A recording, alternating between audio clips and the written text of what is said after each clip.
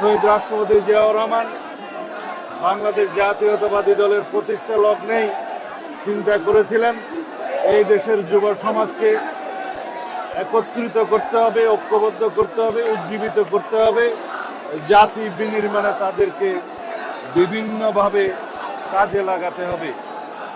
সেই যে আমাদের যুবদলের যাত্রা শুরু, আজকে ৪৭ বছরে আমরা যা অর্জন করতে পেরেছি জাতীয় জীবনে, যুবকদের জন্য কর্মসংস্থানে, যুব বিষয়ক মন্ত্রণালয় সৃজনের মধ্য দিয়ে এবং এই যুবকদের নিয়ে, তারুণ্যের ভাবনা নিয়ে আমরা যে বর্তমানে বাংলাদেশ বিনির্মাণের স্বপ্ন দেখি সেটাকে আমরা একত্রিতভাবে ধারণ করেছি এবং সারা বাংলাদেশে আমরা তরুণদের, যুবকদের রাজনৈতিক ভাবনাকে আহরণ করার জন্য আমরা সমগ্র বাংলাদেশে আমরা সফর করেছি।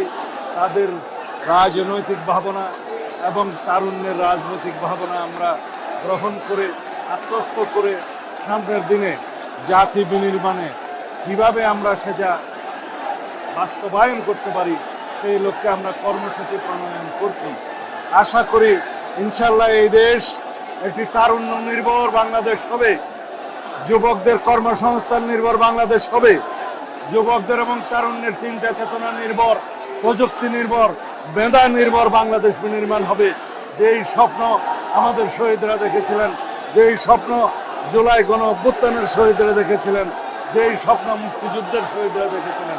সুতরাং আমরা এই তরুণদেরকে, যুবকদেরকে, তাদের ভাবনাকে, রাজনৈতিক ভাবনাকে, চিন্তা চেতনাকে আমরা আত্মস্থ করেই এই জাতি আমরা এগিয়ে যাব ইনশাআল্লাহ।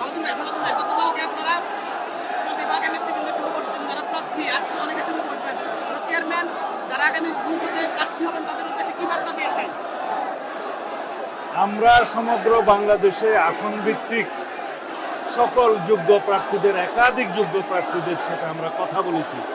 এটা তারই প্রক্রিয়ার একটি অংশ।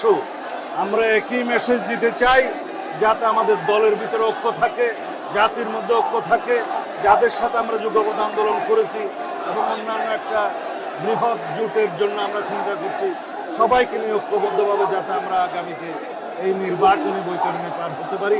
তবে জাতির মধ্যে ঐক্যটাই হচ্ছে আমাদের সবচেয়ে বড় শক্তি।